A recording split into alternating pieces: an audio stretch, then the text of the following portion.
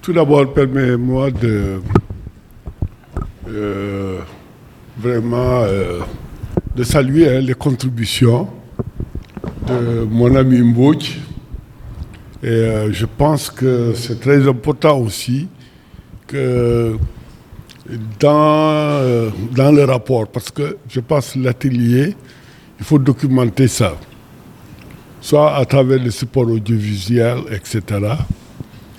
Le questionnement, les questions, même de profil sociologique qu'il a posé. La question, à mon avis, très importante du contexte. Et je pense que ce qu'il a dit et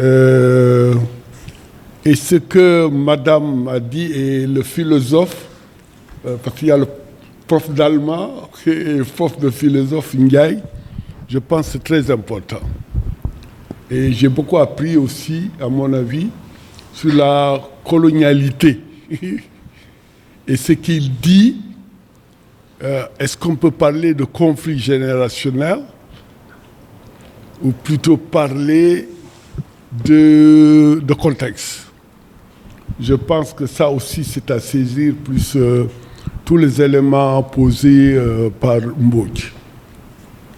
Maintenant, je pense aussi, j'ai appris ces clubs qui existent de citoyenneté et même de modules comme celui de la CEDEAO. Ce serait bien aussi, c'est des espaces de partage.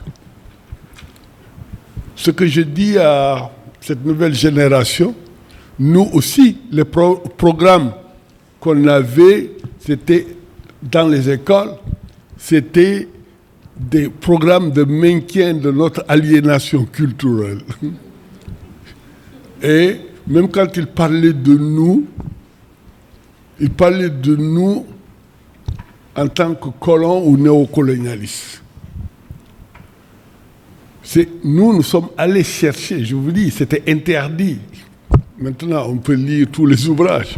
Mais à l'époque, il y avait ce qu'on appelait la censure.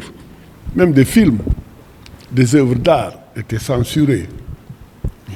On a même censuré la façon d'écrire le Wolof. Moi, j'ai milité au RND à un moment donné. Il y a tout ce problème-là autour de comment Sigui, le journal, la gémination, etc., etc. Donc, voilà. Donc, pour moi, il faut aller chercher. Il faut aller chercher. Nous, on s'est fait nous-mêmes. Mais c'est vrai qu'il n'y avait pas cet environnement, comme il dit, numérique et tout, Facebook, tous ces réseaux sociaux. Mais nous, pendant les vacances, on lisait au moins trois livres classiques, romans, etc., etc. Mais moi, franchement, je préférais lire Che Guevara, la Sierra Maestra, la révolution cubaine. Je préfère lire l'expérience du Vietnam. J'ai jubilé sur la première défaite de la France à Dien Bien Phu. C'est comme si on avait marqué, ou comme les Lions qui ont battu, comment dirais-je, la Côte d'Ivoire il y a 2 jours. Donc pour moi, c'est très important d'aller chercher le savoir. Et ces clubs-là, c'est très important. Cet atelier aussi, pour moi, fait partie du mécanisme de la question posée par sur le LEC. Sur le LEC. Par Jean-Pierre. Oui, par Jean-Pierre. Jean-Pierre, quel commentaire faites-vous par les actions de l'EC inculquées à la jeunesse actuelle? Moi, je dis que la tradition de lutte de la jeunesse patriotique sénégalaise, elle est dans un schéma de continuité. Même la révolution patriotique et démocratique du 24 mars 2024 Et tout le mouvement de résistance contre l'affaissement de l'état de droit, ça a été porté par la jeunesse de ce pays. L'université Cheikh Anta Diop, ils ont payé un lourd tribut. L'université de Saint-Louis, Gaston Berger, je ne sais même pas pourquoi ça continue de s'appeler Gaston Berger. Ouais, mais d'accord, mais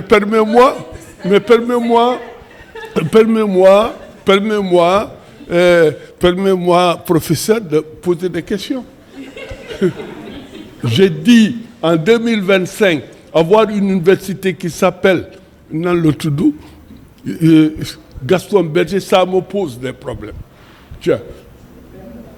Donc pour moi, c'est très important, à mon avis, que ce mécanisme, par exemple, les ateliers de dialogue intergénérationnel, soient des lieux d'espace d'échange, à mon avis. Et les actes qui vont sortir d'ici, ces actes-là, il faut arriver à avoir ça.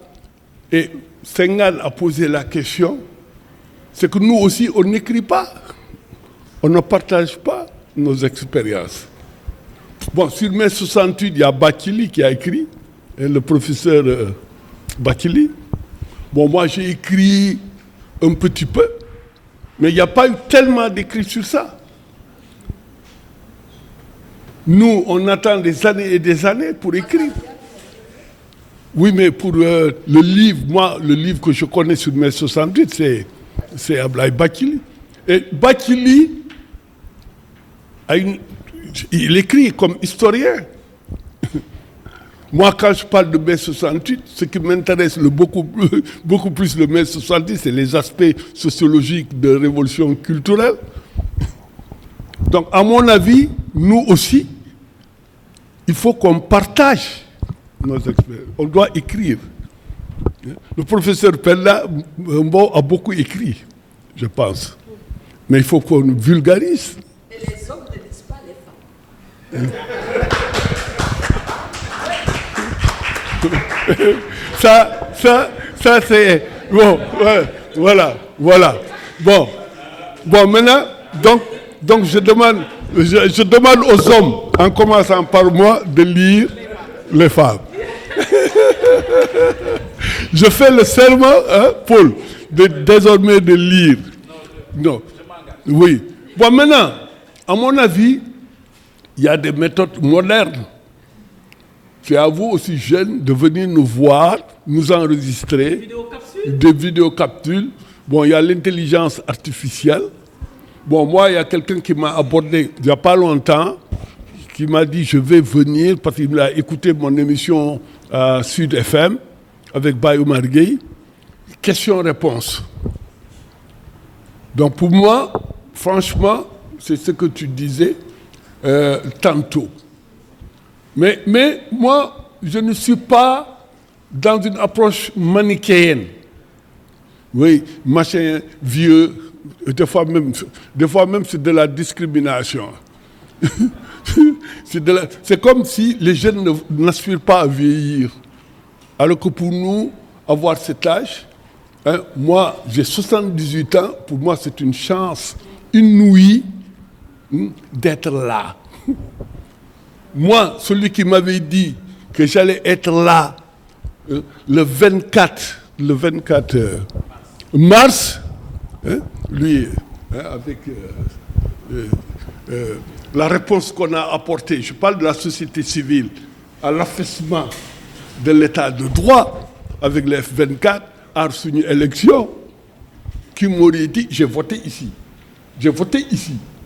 Quand Macky Sall a fait son coup d'état là, pour la première fois dans l'histoire, il a décidé de reporter l'élection. Symboliquement, on a voté ici. Quand tu m'as dit où se trouver ici, j'ai dit c'est là où on a voté. Moi, je suis fatigué de très peu de Sénégalais. On a voté le 25 février. Mais évidemment, c'est dans la symbolique. Donc pour moi, à mon avis, moi, je ne suis pas quelqu'un, c'est vrai. Les gens, il y a eu des replis. Bon, on est pressé. Bon, comme quelqu'un l'a dit, c'est la survie. Mais ça, c'est organisé par le capitalisme. C'est organisé, les gars, par le capitalisme. Ne vous trompez pas. Si vous ne faites pas cette analyse économique, c'est eux qui organisent. Il faut gagner, machin, il faut gagner. Comme il a dit tout à l'heure, si tu n'as pas de maison, si tu n'as pas de belle voiture, c'est ça, les indicateurs de réussite, etc. Ils ont organisé ça. Comme je disais, ils ne voulaient pas qu'on s'occupe de la lutte. Donc pour moi, je ne vais pas trop garder la parole, mais je dirais tout simplement qu'en matière de legs, il nous appartient, nous, d'écrire ou bien d'être dans des ateliers. Parce que aussi, moi je pense que ça, notre rencontre d'aujourd'hui fait partie de l'écriture. C'est une autre forme d'écriture. Et peut-être on va capitaliser. Moi, ce que je propose, c'est qu'on continue ces ateliers. Et il y a des espaces comme madame qui a dit, prof d'allemand, qui a parlé de ces clubs-là, à mon avis. Nous aussi, on a commencé par des clubs culturels. Quand on nous a empêchés de parler, il y a eu le club avec les Boris Diop, le France Fanon, il y avait d'autres clubs Africa, dans les SICAP. On a fait le théâtre. C'est dans l'art qu'on a essayé de nous exprimer. Donc, pour revenir véritablement sur les questions, les deux questions, à mon avis, qui ont été posées et qui sont les mêmes, c'est-à-dire le legs. On a légué cette tradition de lutte, de génération en génération. Parce que comme elle a dit, après 68, il y a eu tout le mouvement après, tu vois, qui a donné la première alternance. La jeunesse continue d'être à l'avant-garde. Sur les 80 et quelques Sénégalais qui sont tombés sur le champ de l'honneur pour défendre la démocratie et l'état de droit, c'est que des jeunes. Il y a des lycéens. Des lycéens, il y a des tailleurs. Donc pour moi, véritablement, c'est très important. Mais je termine maintenant par ce que Marcus Garvey a dit. Si vous n'avez pas la culture d'un pays, l'identité d'un pays, c'est comme un arbre sans racines. Si vous n'êtes pas, si vous n'êtes pas faire cette culture, tu as beau aller aux États-Unis, tu as beau aller en France, tu as beau aller partout, tu resteras toujours vu par eux, tu vois, pas comme un véritable citoyen, etc. C'est très clair. Moi, quand j'ai commencé à m'intéresser au panafricanisme, depuis le congrès de Manchester, jusqu'à maintenant, le néo-panafricanisme, comment il est porté? J'étais à Birmingham, dans la communauté rastafarienne, qui a repris le flambeau, Bob Marley, qui a repris le flambeau du panafricanisme. Moi, c'est ça qui m'a fait que, de ma yeewu, dem Paris, takk sama bagage, ba mu jógee Birmingham, hein, en disant il faut qu'on rentre, it's time to back to Africa. La racine. On a refusé leur nationalité parce qu'on va te dire, oui, soit magué, soit fébré, pour nous faire du Paris, etc. Moi, j'ai refusé cette nationalité parce que soit demain Paris aussi, soit des filles, je vous remercie.